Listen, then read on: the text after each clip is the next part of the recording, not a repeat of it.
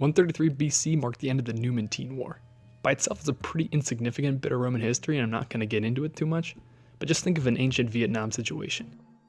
But what's interesting is that it got together a bunch of big names in Roman history.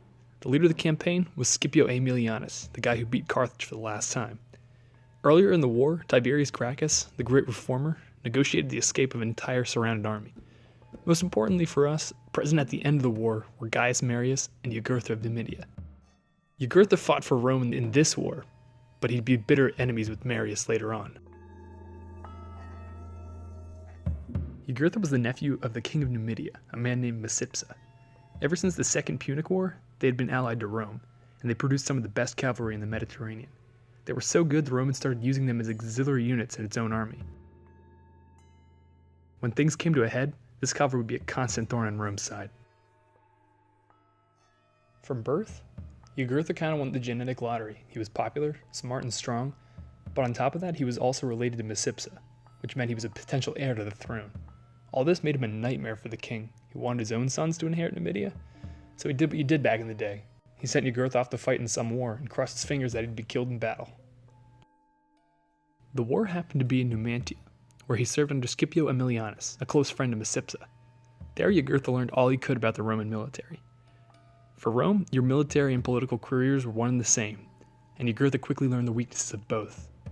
He was especially delighted to discover that upper-class Roman society functioned on bribes and was rotten with corruption.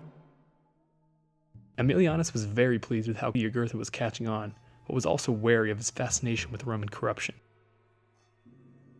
After the war, he sent Jugurtha home with a letter of his glowing praise, but also a piece of ominous advice about bribery. It is dangerous to buy from a few what belong to the many. It was advice that Jugurtha would never heed. Micipsa's plan had backfired. Now, his sons didn't just have a rival, they had a rival that had connections with influential Romans, some of which Jugurtha had given large amounts of money. He was backed into a corner, so rather than angering Jugurtha's new allies, he decided to lean into it, adopting Jugurtha. This wouldn't be a permanent solution, but Micipsa really had no other choice. Jugurtha had become too powerful for even the king to deal with. Micipsa would die in 118 BC, leaving the problem of Jugurtha unsolved, only making the three sons promise that they would treat each other as family.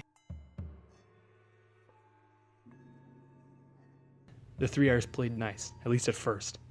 Jugurtha agreed with the two other sons, Heimsal and Adherbal, to divide the kingdom and the treasury into three parts. But the uneasy peace was broken. Jugurtha had his soldiers bribe Heimsal's bodyguards. They got into his house and killed him. Before Jugurtha could take out Adherbal as well, he found out about Heimsal and quickly raised an army. But Jugurtha again had the upper hand, since the men Adherbal was trying to recruit had already served under Jugurtha in Numantia.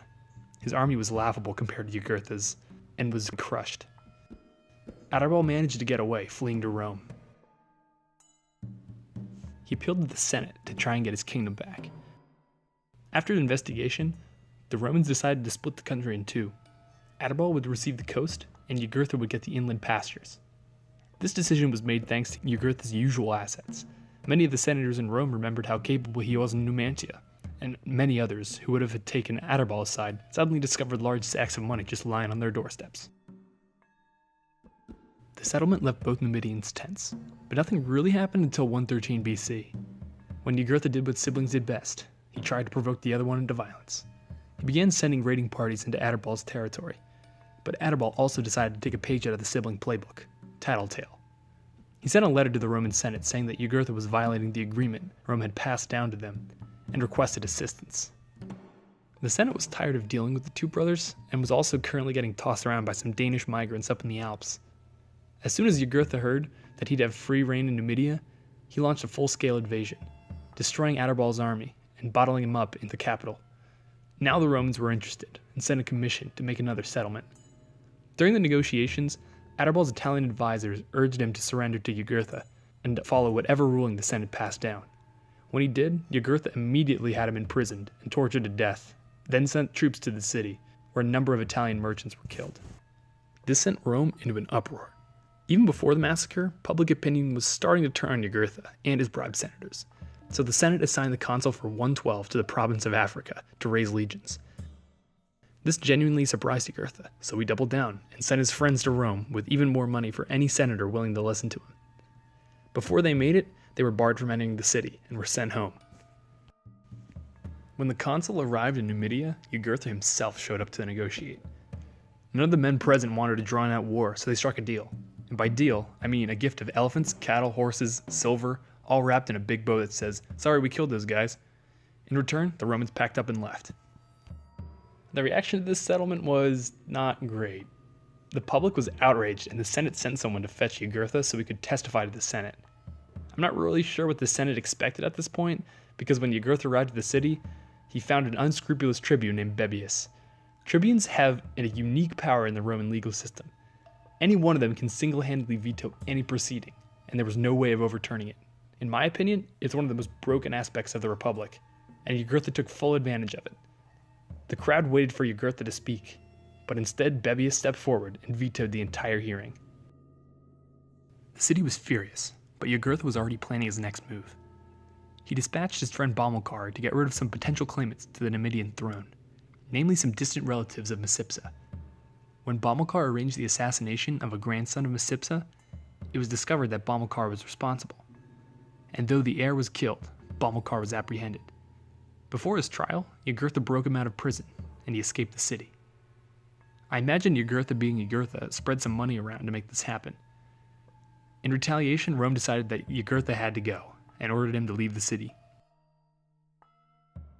Jugurtha was pleased. He had been summoned to Rome to submit, but instead he had outmaneuvered the Senate again, and even tied up some loose ends while he was there. On the way out of the city, he famously turned on his horse and said, "A city for sale, and doomed to speedy destruction if it finds a purchaser." Jugurtha had consistently played the Romans at their own game and won, but this time he'd gone too far. His exposition of the corruption in Rome was humiliating and insulting, neither of which are emotions Romans handle very well. He'd pay the price later.